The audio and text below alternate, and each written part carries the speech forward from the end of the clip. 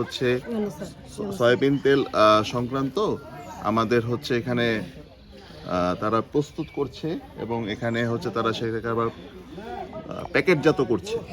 তো এরকম প্যাকেটজাত করা বা উৎপাদনের ক্ষেত্রে সেক্ষেত্রে আমাদের বেশ কিছু লাইসেন্সের প্রয়োজন হয়, বিএসটিআই লাইসেন্সের প্রয়োজন হয়, সেটি তাদের ছিল না। তা সত্ত্বেও তারা সেখানে প্যাকেটজাত, মোড়কজাত এবং হচ্ছে প্রক্রিয়াজাত করে সেটি মানে বিভিন্ন বাজারে তারা বিক্রয়ের জন্য তারা পাঠাচ্ছে। তো সেটি আমরা উদ্ঘাটন করি। উদ্ঘাটনের প্রেক্ষিতে সেখানে আমরা হচ্ছে তাদেরকে বিএসটিআই লাইসেন্স এটি না থাকার কারণে আমরা তাদের হচ্ছে বিএসটিআই আইন 15 ধারা ভঙ্গে আমরা তাদেরকে 27 ধারায় তাদেরকে 50,000 টাকা জরিমানা করি। তো এই জরিমানাটা করি এবং হচ্ছে আমাদের তাদের দেখতে পাই যে 6টি ড্রাম ভর্তি তাদের তেল রয়েছে, সেটি আমরা জব্দ করি।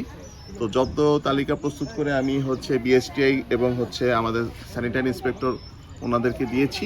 ওনারা সেটি পরবর্তীতে পরীক্ষা নিরীক্ষা করে যদি এটি আমাদের দেখা যায় যে এটি আমাদের স্বাস্থ্যের জন্য ক্ষতিকর, সেটি তারা পরবর্তীতে তারা টেস্ট করে ফেলবেন।